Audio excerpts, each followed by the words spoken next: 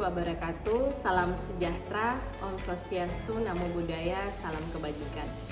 Perkenalkan, nama saya Nimra Rahmayanti Yusuf A, Esos MSc CHRS, salah satu dosen di Universitas 19 November Kolaka. Sebagai seorang dosen, saya wajib memaparkan mengenai pentingnya Tridharma perguruan tinggi yang salah satu diantaranya adalah dalam bidang pengajaran. Perkenankan saya untuk menjelaskan mengenai deskripsi mata kuliah yang saya ampuh, yaitu mata kuliah Manajemen Sumber Daya Manusia dengan metode DIA, Delivery, Interaction, dan Assessment. Video ini dibuat dengan tujuan memenuhi salah satu persyaratan sertifikasi dosen SMART pada tahun 2024, yaitu pernyataan diri dosen dalam unjuk kerja Tridharma Perguruan Tinggi atau PDD UKT-PT, khususnya bidang pengajaran. Saya akan mulai menjelaskan mengenai deskripsi mata kuliah Manajemen Sumber Daya Manusia pada Prodi Administrasi Publik. Mata kuliah Manajemen Sumber Daya Manusia pada Prodi Administrasi Publik adalah mata kuliah yang dapat ditawar oleh mahasiswa semester 5 dengan bobot 3 SKS teori selama 1 semester. Bahasa pengantar yang digunakan pada mata kuliah Manajemen Sumber Daya Manusia adalah bahasa Indonesia. Pada mata kuliah Manajemen Sumber Daya Manusia di sektor publik, fokus membahas pada prinsip-prinsip dan praktik manajemen sumber daya manusia yang terkait dengan lembaga pemerintahan atau sektor publik. Mata kuliah ini menekankan pengelolaan sumber daya manusia yang efektif dan efisien dalam konteks administrasi publik. Lebih lanjut, materi pembelajaran pada mata kuliah Manajemen Sumber Daya Manusia sektor publik ini antara lain: yang pertama, perkembangan paradigma teori manajemen sumber daya manusia. Yang kedua, nilai-nilai fundamental dalam manajemen sumber daya manusia. Yang ketiga, ruang lingkup manajemen sumber daya manusia.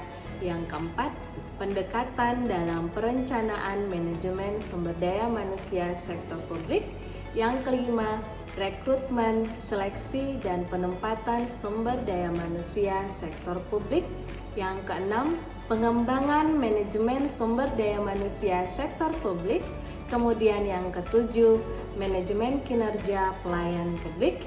Yang kedelapan, sistem penilaian kinerja sumber daya manusia sektor publik. Kemudian yang kesembilan, manajemen kompensasi sumber daya manusia. Yang ke-10, manajemen pemberhentian sumber daya manusia sektor publik. Kemudian yang terakhir itu adalah isu manajemen sumber daya manusia sektor publik. Referensi yang digunakan dalam mata kuliah manajemen sumber daya manusia sektor publik adalah referensi utama dan referensi pendukung. Referensi utama antara lain, yang pertama buku dari Gary Dessler dengan judul Fundamentals of Human Resource Management. Yang kedua, buku dari Cantoni dengan judul Human Resource Management and Digitalization. Yang ketiga, buku dari Juan Pines dengan judul Human Resources Management for Public and Non-Profit Organizations. Kemudian ada buku dari John Daly dengan judul Human Resource Management in the Public Sector, Policies and Practices. Ada buku dari Profesor Sudarmayanti dengan judul Manajemen Sumber Daya Manusia dan Reformasi Birokrasi. Adapun referensi pendukung pada mata kuliah Manajemen Sumber Daya Manusia sektor publik yaitu Impact of Human Resource Development on Public Service through Employee Performance of Center Mamuju. Sebagai hasil penelitian saya yang saya gunakan di dalam proses perkuliahan. Hasil dari penelitian saya inilah yang saya integrasikan ke dalam perkuliahan mata kuliah Manajemen Sumber Daya Manusia sebagai materi tambahan untuk mata kuliah Manajemen Sumber Daya Manusia di Prodi Administrasi Publik. Selanjutnya, mengenai sistem pembelajaran yang berlaku dalam mata kuliah Manajemen Sumber Daya Manusia di Prodi Administrasi Publik. Sistem pembelajaran dalam mata kuliah Manajemen Sumber Daya Manusia di Prodi Administrasi Publik dilaksanakan secara sinkronus dan asinkronus dengan menggunakan metode pembelajaran yang aktif dan mengutamakan peran aktif mahasiswa pada setiap proses pembelajaran dengan pembelajaran kolaboratif, diskusi kelompok, contextual learning, dan direct instruction. Mata kuliah Manajemen Sumber Daya Manusia ini dilaksanakan selama 16 kali pertemuan. Pertemuan 1 hingga pertemuan 7 adalah pemberian materi. Pertemuan ke-8 adalah UTS, lalu pertemuan 9 hingga 15 adalah pemberian materi setelah UTS. Pertemuan 16 adalah UAS atau ujian akhir semester.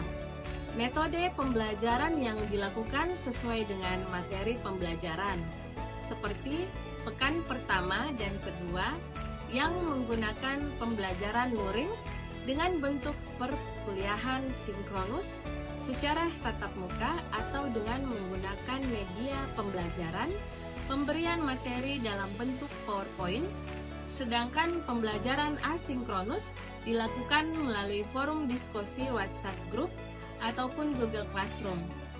Hal ini dilakukan dengan tujuan memudahkan mahasiswa dalam berdiskusi terkait mata kuliah Manajemen Sumber Daya Manusia di Prodi Administrasi Publik, baik untuk penugasan kelompok maupun tugas individu. Mata kuliah Manajemen Sumber Daya Manusia diperoleh dari pertanyaan kuis, penugasan mandiri, diskusi kelompok, UTS, dan UAS. Sesi kuis dilakukan setiap akhir pembahasan materi pembelajaran. Kemudian sistem penilaian berdasarkan rubrik kriteria grading. Adapun bobot setiap komponen penilaian dibagi sebagai berikut. Kehadiran sebesar 15%, nilai harian kuis diskusi kelompok sebesar 20%, ujian tengah semester sebesar 25%, ujian akhir semester 30%, dan attitude sebesar 10%. Skor akhir nilai mata kuliah akan dikonversi ke dalam nilai akhir. Selanjutnya, kebijakan program studi. Yang pertama, kehadiran. Mahasiswa yang tidak memenuhi batas kehadiran minimum 80% dari total perkuliahan tidak akan diperbolehkan mengikuti ujian akhir semester. Akibatnya adalah mahasiswa tersebut tidak akan bisa lulus atau mendapatkan nilai E atau error. Jika mahasiswa tidak dapat hadir karena alasan sakit, wajib dibuktikan dengan surat keterangan sakit dari rumah sakit atau vaskes setempat. Kemudian kebijakan dosen mengenai ketepatan waktu. Mahasiswa wajib hadir di ruang perkuliahan tepat waktu. Mahasiswa yang terlambat tidak lebih dari 15 menit sejak perkuliahan dimulai. Kemudian telepon seluler atau telepon genggam. Selama perkuliahan, semua telepon genggam diatur dalam mode getar atau diam.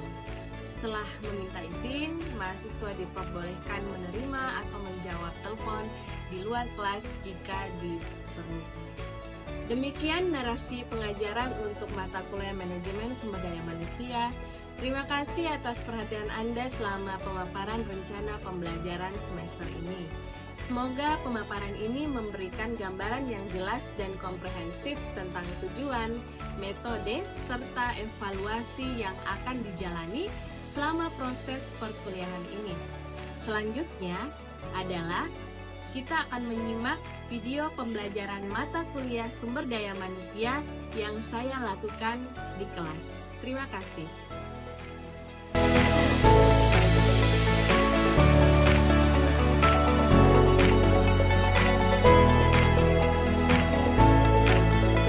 Assalamualaikum warahmatullahi wabarakatuh. Waalaikumsalam warahmatullahi wabarakatuh. Selamat pagi, Om Swastiastu, Namo Buddhaya, Salam Kebajikan.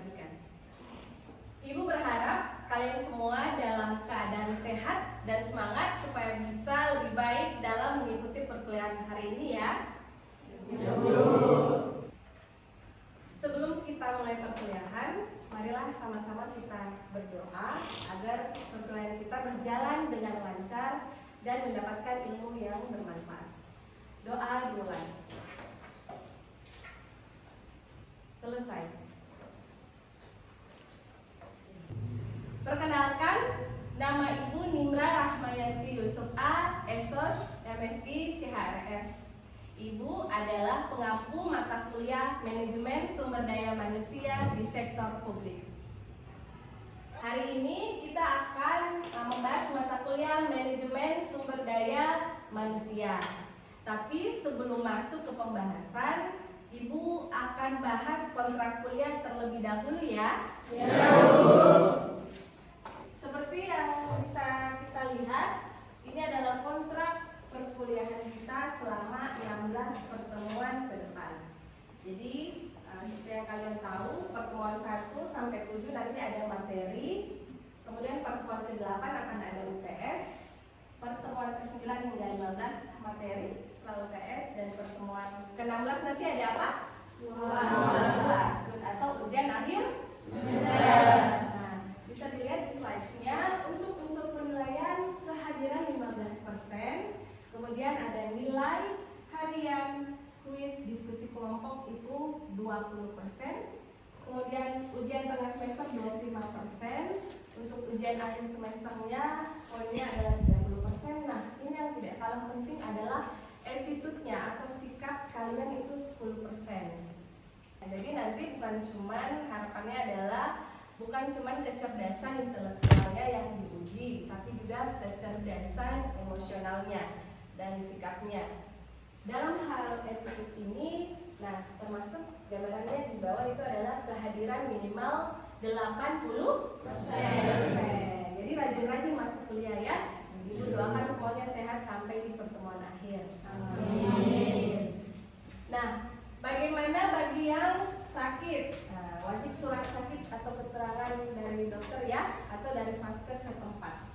Nah, kemudian termasuk dalam attitude adalah selama proses perkuliahan HP-nya di silent di dalam kelas. Jadi disiplin begitu. Kalau memang urgent boleh minta izin sama ibu, nanti dipersilahkan menerima di luar kelas ya.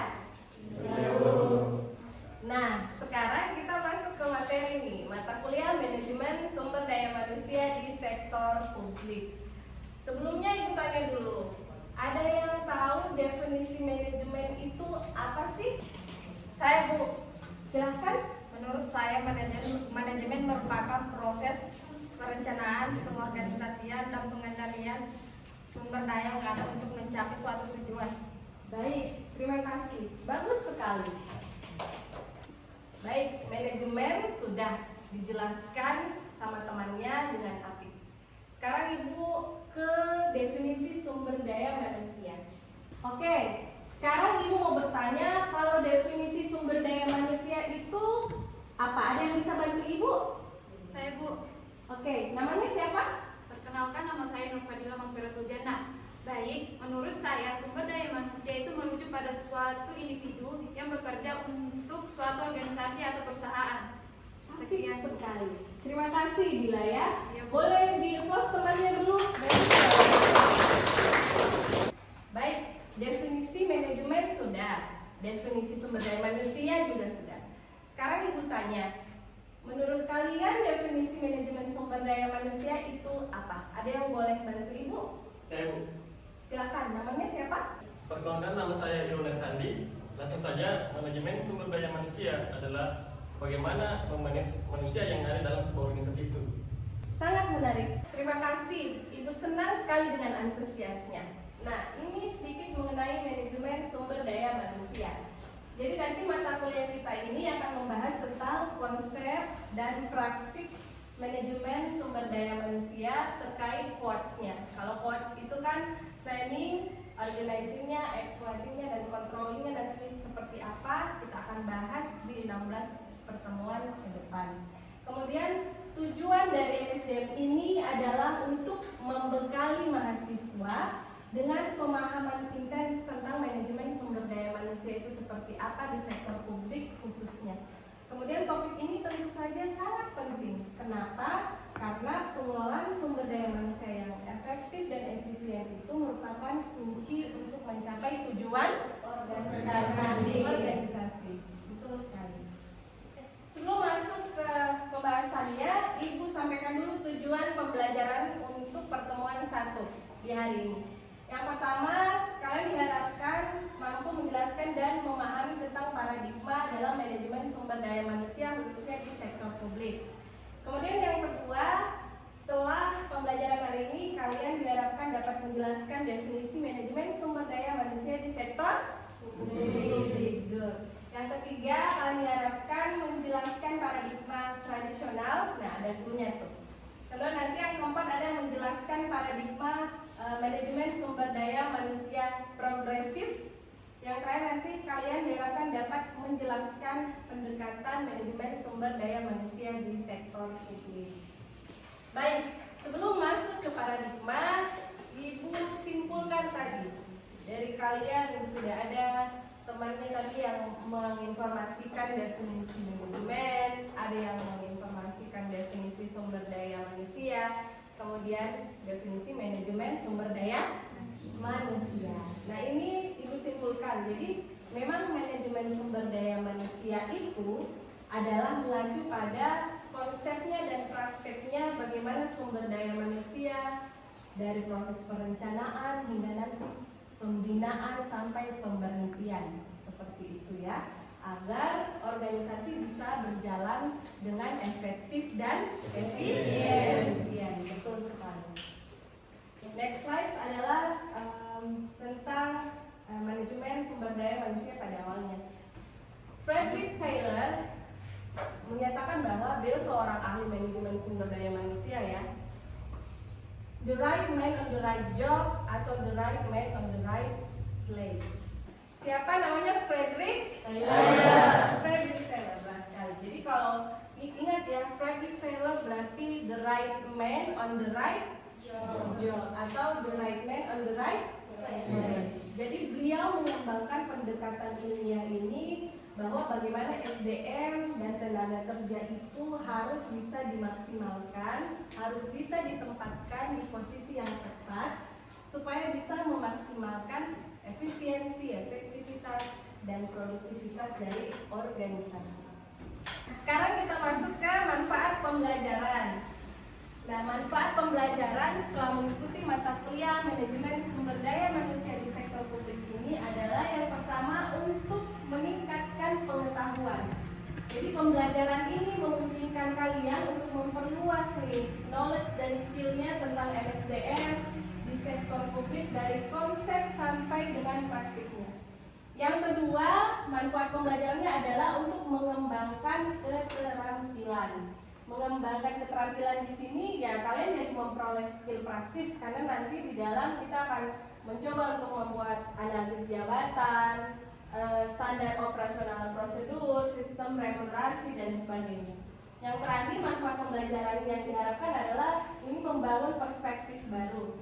Jadi pembelajaran ini akan membantu kalian melihat perspektif baru dalam manajemen sumber daya manusia dengan paradigma MSDM yang ada, yaitu paradigma tradisional dan juga paradigma progresif. Sekarang kita masuk ke paradigma manajemen sumber daya manusia. Sebelum Ibu jelaskan tentang paradigma manajemen sumber daya manusia di sektor publik, Ibu mau bertanya terlebih dahulu. Pasti sudah pernah dengar kata ini. Apa sih paradigma itu? Ada yang bisa bantu Ibu? Apa sih paradigma itu? Saya Bu. Silakan, namanya siapa? Oke, saya Syafrin Umar Osi, saya biasa dipanggil Syafrin. Silakan Syafrin, menurut kamu paradigma itu apa sih? Oke Bu, jadi menurut saya paradigma itu adalah sesuatu hal atau tindakan kepercayaan yang dilakukan oleh seseorang dalam menentukan tindakan tersebut. Baik, terima kasih Syafrin. Iya Bu. Baik, sekarang kita masuk ke paradigma manajemen sumber daya manusia. Ada satu buku wajib dari John Daly dengan judul Human Resource Management in the Public Sector atau Manajemen Sumber Daya Manusia di Sektor Publik. Di sektor publik. Jadi menurut John Daly, Manajemen sumber daya manusia itu ada dua paradigma. Paradigma yang pertama adalah paradigma manajemen sumber daya manusia tradisional. Kemudian paradigma yang kedua adalah tentang paradigma manajemen sumber daya manusia progresif. Apa bedanya? Nanti di slide selanjutnya Ibu akan melihatkan tabel. Nah, kalau paradigma tradisional dia lebih melihat SDM sebagai faktor produksi yang harus dikelola dan diawasi secara ketat nih. Nah, itu kalau tradisional ya. Sementara kalau progresif itu memandang SDM sebagai aset. Jadi yang satu memandang SDM sebagai sesuatu yang harus dikontrol, tapi kalau progresif dia memandang SDM-nya sebagai aset berharga yang harus dikembangkan dan diberdayakan untuk mencapai tujuan dari organisasi. Baik, next slide. Seperti yang bisa kalian lihat bersama-sama, ini adalah perbandingan paradigma manajemen sumber daya manusia tradisional dan paradigma manajemen sumber daya manusia progresif, ada di halaman 31 di bukunya John Daly. Kalian jangan khawatir karena setiap materi sampai pertemuan 16 ke depan beserta LPS sudah Ibu unggah di grup kelas di WhatsApp ya. Baik, setelah Ibu jelaskan tentang definisi MSDM, kemudian paradigma manajemen sumber daya manusia sudah. Tadi yang pertama paradigma tradisional. Kemudian paradigma MSDM yang kedua itu paradigma progresif. Nah, sekarang kita masuk nih tentang pendekatan MSDM. Jadi pendekatan MSDM itu ada 3. Yang pertama pendekatan strategis, kemudian yang kedua itu pendekatan multidimensi. Nah, yang ketiga adalah pendekatan proaktif, gitu ya. Kalau pendekatan strategis itu manajemen sumber daya manusia harus diselaraskan dengan strategi dari organisasinya. Kemudian kalau pendekatan multidimensi, MSDM bukan hanya berfokus pada aspek teknis, tapi juga mempertimbangkan aspek psikologi dan sosial budaya dari SDM yang seperti itu. Jadi pendekatan ini bertujuan untuk menciptakan lingkungan kerja yang mendukung dan mengembangkan potensi pegawai secara keseluruhan. Nah, kalau pendekatan proaktif apa? Nah, seperti yang kita lihat bersama, kalau pendekatan proaktif, manajemen sumber daya manusia harus bersifat proaktif. Kalau pendekatan proaktif, manajemen sumber daya manusia harus bersifat. Kalau pendekatan proaktif, manajemen sumber daya manusia harus bersifat proaktif dalam mengantisipasi dan merespon perubahan lingkungan organisasi. Jadi pendekatan ini mendorong organisasi untuk mengembangkan kebijakan dan praktik MSDM yang lebih fleksibel dan juga lebih adaptif terhadap tantangan masa depan. Betul. Mahasiswa yang budiman, sekarang kita sampai ke kesimpulan. Kesimpulannya adalah memahami berbagai paradigma dan pendekatan dalam manajemen sumber daya manusia itu adalah suatu hal yang sangat penting untuk mengelola sumber daya manusia di sektor publik. Lalu dengan mengadopsi paradigma dan pendekatan yang tepat, organisasi publik dapat mencapai tujuan yang lebih efektif dan efisien. Kemudian juga bisa memastikan pegawai atau tenaga kerjanya jadi skillful atau terampil, kemudian termotivasi dan mampu memberikan pelayanan yang terbaik kepada masyarakat. Demikian materi pembelajaran pada pertemuan 1 di hari ini.